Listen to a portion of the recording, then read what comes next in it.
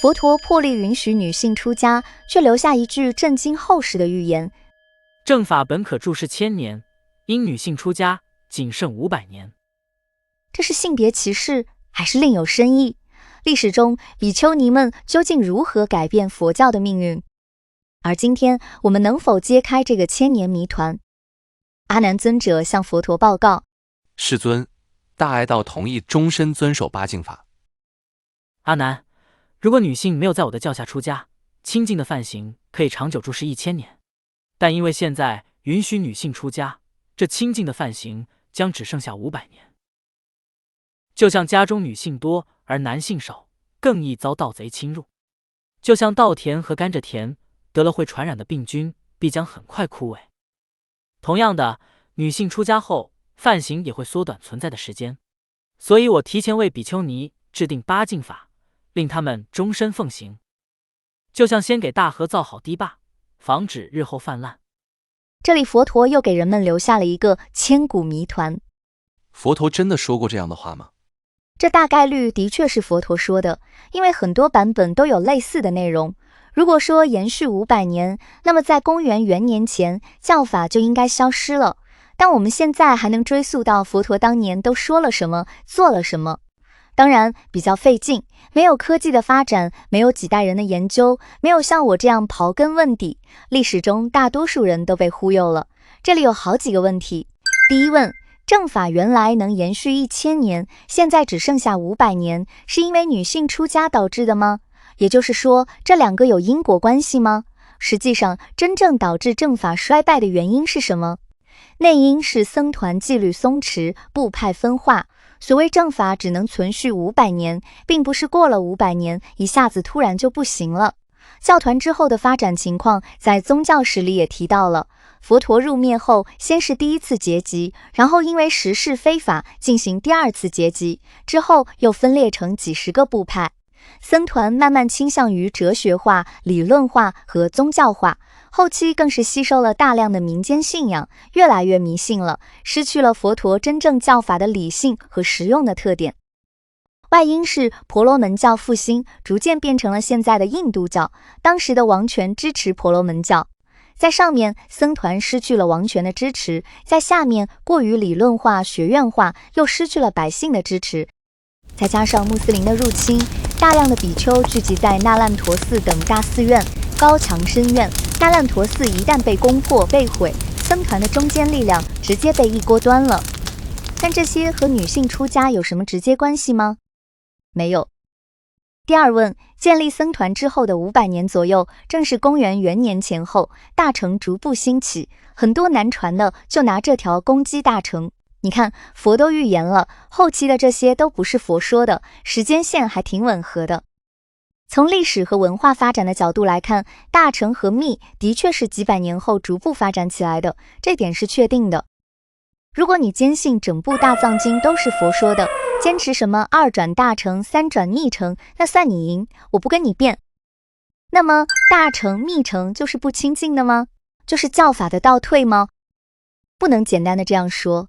如果从个人解脱上讲，4圣谛、8正道、缘起法是以个人修行为核心的离苦方法论，这些可以实操，不依赖外在救赎。后来的大乘和密乘动不动就来几部大经大论，很多内容都是神话故事，虚无缥缈，自相矛盾，这是在误导大众。没学个10年8年，你都摸不着门道，找不着北。如果你真想解脱，那么大乘和密都是某种偏离。但换个角度来看，到底有多少人真想修4圣谛、8正道呢？这些多没意思。你如果讲怎么升官发财，怎么能保佑你考上好的大学，买哪只股票能赚钱，怎么做能消除你的恶业，让你鸿运当头，这些不仅中国人喜欢，哪个国家的人又不喜欢呢？你以为斯里兰卡、缅甸和泰国的信众供养僧团是真喜欢4圣谛、8正道、缘起法吗？照样是想知道彩票买什么号码，想消灾避难，和雍和宫上香的人没有本质区别。这是大众朴素的愿望。那里的僧团也照样要依赖王权的支持，利益的勾兑也有各种勾心斗角，和少林寺也没有区别。如果不讲普度众生、菩萨行，怎么能把教法从少数精英的修行扩展到广大在家信众，现在成为社会伦理与文化体系的一部分呢？如果没有这些，不管你说这是骗也好，或者多巴胺也好，安慰剂也罢，佛陀的教法早就在人间消失了。宗教化是有很多问题，但也延长了教法在历史中的生命力，让教法融入数亿人的日常生活，成为社会伦理的根基。没有这些，绝大多数人是无法接触到佛陀的教法的。这就像一门技艺，原本是师徒间秘密传授，很纯粹，只追求技艺的巅峰。后来变成开连锁店，做周边产品，开体验课，顾客多了，钱多了，骗子也多了，但真正精通手艺的师傅反而少了。你觉得哪种更好呢？不可能只有一种答案。第三问，那佛陀为什么要这样说？像华为的任正非、英伟达的黄仁勋，他们都经常跟员工们说，公司马上就会破产倒闭，你们要警惕呀。500年只是佛陀的警策，因为允许女性加入僧团，在管理上，在大众的批评上可能会多很多挑战。实际上，多了这几百上千位比丘尼，佛陀的确要处理太多的事情了。什么大姨妈来了怎么处理？谁又和谁表现过于亲密了？谁又喜欢擦香抹粉了？等等等等，佛陀真要处理这些鸡毛蒜皮的事情。但他是 INTP 嘛，肯定无法忍受这样的折磨，最终也是告诉比丘尼众自我管理的方法，基本还是让他们自治了。但比丘尼众也的确出现了一大批厉害角色，成就了不少阿罗汉，那真是巾帼不让须眉。过了一段时间，大爱道比丘尼又来求见佛陀。世尊，我有一愿，愿比丘与比丘尼之间能依出家资历分长幼，由资格浅者向资格深者行礼、迎送、合掌，以此彰显僧团的和睦。大爱道，八敬法不是规定比丘尼应礼敬比丘，但比丘不应礼敬比丘尼了吗？而且你也同意了，为什么没过几天，你又反悔了呢？世尊，我同意遵守八敬法是为了能顺利出家。现在我想为比丘尼众争取更平等的尊严，这样更能体现僧团的和睦。我禁止比丘礼敬、迎送比丘尼，因为这样容易引起大众的误解，目前的误解已经够多了。我明白了，世尊。愿您为我略说法要，我闻法后将会不放逸，精进修行。大爱道，你要看清楚，要是有一样东西会让人越来越贪心，越来越被烦恼缠住，越来越懒，心里总想着扎堆凑热闹，想要的东西越来越多，那这就不是真正的法，不是律，也不是我教给你们的教法。反过来，要是一样东西能帮你放下贪心，摆脱烦恼的束缚，变得勤快精进，让心慢慢趋向少欲知足，喜欢安静独处，那这才是真正的法，真正的律，才是我教给你们的教法。在这之后不久，大爱道比丘尼、莲花色比丘尼等就证得阿罗汉。比丘尼的事情暂时先告一段落。这时，另外一位重要人物终于要出场了，这就是摩诃迦叶。摩诃迦叶不是迦叶三兄弟的那位老大优楼频罗迦叶，很多人把他们搞混了。优楼频罗迦叶本来就是宗教领袖，带领着几百人的团队。摩诃迦叶喜欢独来独往，对人比较严厉和冷漠。